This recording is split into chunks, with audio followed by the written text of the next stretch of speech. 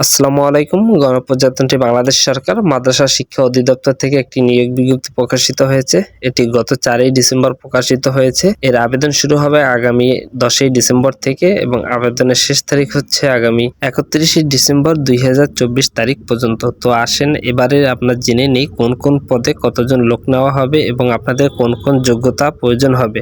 তো ধৈর্য সহকারে সকলে পুরো ভিডিওটি দেখবেন এবং এখান থেকে জেনে নেবেন আপনারা কারা কারা আবেদন করতে পারবেন এবং কোন কোন যোগ্যতা বা অভিজ্ঞতা আপনাদেরকে থাকতে হবে এবং কিভাবে আবেদন করবেন পুরো প্রসেসটি এই ভিডিওটির মাধ্যমে আপনাদেরকে জানিয়ে দেওয়া হবে। প্রথমে রয়েছে ব্যক্তিগত সহকারী। এখানে পদ সংখ্যা রয়েছে একটি। 18 থেকে 32 বছরের মধ্যে যারা আছেন আপনারা চাইলে আবেদন করতে পারেন। আবেদনের জন্য আপনাদের প্রয়োজনীয় শিক্ষাগত যোগ্যতা হলো কোন স্বীকৃত বিশ্ববিদ্যালয় হতে ন্যূনতম দ্বিতীয় শ্রেণী বা সমমানের সিজিপিএ স্নাতক সম্মান ডিগ্রিধারী যারা আছেন আপনারা আবেদন করতে পারেন।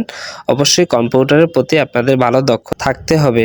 দ্বিতীয়তে রয়েছে ডাটা এন্ট্রি কন্ট্রোল অপারেটর। পদ সংখ্যা রয়েছে একটি। 18 থেকে 32 বছরের মধ্যে যারা আছেন আপনারা আবেদন করতে পারবেন। কোনো স্বীকৃত বোর্ড হয়তো উচ্চ মাধ্যমিক সার্টিফিকেট ডিগ্রিধারী যারা আছেন আপনারা চাইলে আবেদন করতে পারেন। অবশ্যই আপনাকেও কম্পিউটারের প্রতি ভালো একটা ধারণা থাকতে হবে এবং টাইপিং স্পিড ভালো থাকতে হবে। তৃতীয় নম্বরে রয়েছে অফিস সহকারী কাম কম্পিউটার মুদ্রাক্ষরিক। পদ সংখ্যা রয়েছে 13টি। এখানে 18 থেকে 32 বছরের মধ্যে যারা আছেন আপনারা চাইলে আবেদন করতে পারেন। কোনো স্বীকৃত বোর্ড হইতে ন্যূনতম দ্বিতীয় বিভাগের সমমানের সিজিপিএ উচ্চ মাধ্যমিক সার্টিফিকেট ডিগ্রিধারী যারা আছেন আপনারা আবেদন করতে পারবেন। কম্পিউটার চালানোর প্রতি ভালো দক্ষতা থাকতে হবে। 4 নম্বরে রয়েছে হিসাব সহকারী। পদ সংখ্যা রয়েছে 8টি। গ্রেড 16। 18 থেকে 32 বছরের মধ্যে যারা আছেন আপনারা আবেদন করতে পারবেন। কোনো স্বীকৃত বোর্ড হইতে ব্যবসা শিক্ষা বিভাগে ন্যূনতম দ্বিতীয় বিভাগ বা সমমানের সিজিপিএ উচ্চ মাধ্যমিক সার্টিফিকেট ডিগ্রিধারী যারা আছেন আপনারা আবেদন করতে পারবেন। অবশ্যই আপনাকেও কম্পিউটার চালানোর ভালো দক্ষতা থাকতে হবে। এখানে কারা কারা আবেদন করতে পারবেন এবং গ্রেডিং পদ্ধতির সিস্টেমটা আপনাদেরকে একটু জানিয়ে দিচ্ছি। সবাই ধৈর্য সহকারে পুরো ভিডিওটি দেখে নেবেন। এছাড়া আপনাদের যে বিধিবিধানগুলো রয়েছে আসেন তা একটু জেনে নেই। মাদ্রাসা শিক্ষা অধিদপ্তরের কর্মচারী নিয়োগ বিধিমালা 2020 অনুযায়ী এর নিয়োগ প্রক্রিয়া সম্পন্ন হবে। নিম্নবর্ণিত শর্তাবলী আবেদন ফরম পূরণ এবং পরীক্ষায় অংশগ্রহণের ক্ষেত্রে অবশ্যই অনুসরণ করতে হবে। 31/12/2024 তারিখের মধ্যে বয়সসীমা বিজ্ঞপ্তি 4 নং কলমের বয়সসীমা অনুযায়ী হতে হবে। বয়সের প্রমাণের ক্ষেত্রে এভিডেন্স গ্রহণযোগ্য নয়। সরকারি বা আধা সরকারি স্বায়ত্তশাসিত প্রতিষ্ঠানে চাকরিরত প্রার্থীরা অবশ্যই যথাযথ কর্তৃপক্ষের মাধ্যমে আবেদন করতে হবে।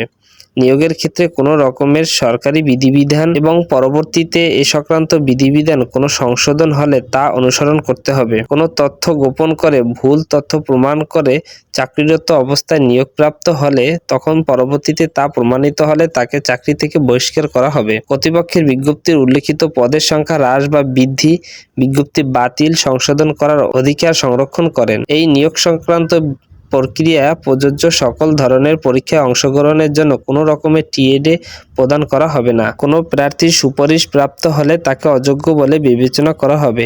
নিয়োগ সংক্রান্ত যে কোনো বিষয় নিয়োগের কর্তৃপক্ষের সিদ্ধান্তই চূড়ান্ত সিদ্ধান্ত বলে গণ্য হবে।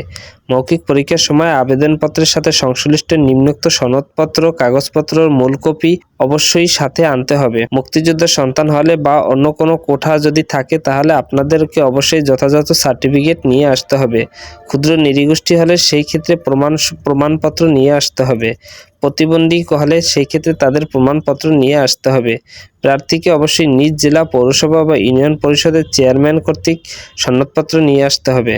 চাকরিরত প্রার্থীর মৌখিক পরীক্ষার সময় অবশ্যই যথাযথ কর্তৃপক্ষের অনুমতি প্রদর্শন করতে হবে। শিক্ষাগত যোগ্যতার সকল সনদপত্রের মূল কপি প্রদর্শন করতে হবে।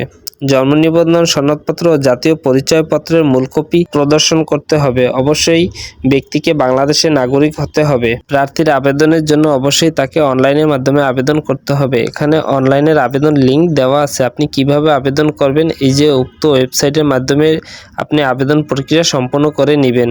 সরকারিভাবে যেভাবে আবেদন করা হয় সেভাবে আবেদন প্রক্রিয়া সম্পন্ন করে আপনাকে টেলিটক সিমের মাধ্যমে টাকা প্রদান করতে হবে। আবেদন করার 72 ঘন্টার মধ্যে আপনাকে আপনাকে আবেদন ফি জমা দিতে হবে, অন্যথায় আপনার আবেদনপত্রটি বাতিল বলে গণ্য হবে। আপনি কিভাবে আপনার টাকাটি প্রেরণ করবেন এখানে দেওয়া রয়েছে, এখান থেকে ভালো করে দেখে নিয়ে আপনারা আবেদন প্রক্রিয়াটি সম্পূর্ণ করে নেবেন। এই ছিল পুরো ভিডিওটি। আবেদন সংক্রান্ত যে কোনো তথ্য বা নিয়োগ সম্পর্কে যে কোনো কিছু জানতে হলে অবশ্যই কমেন্ট করবেন। আমি যতটুকু জানি আপনাদেরকে জানানোর চেষ্টা করব। সবাই ভালো থাকবেন। চাকরি সংক্রান্ত বিজ্ঞপ্তি পেতে হলে চ্যানেলটির সাথে থাকবেন। ধন্যবাদ সকলকে।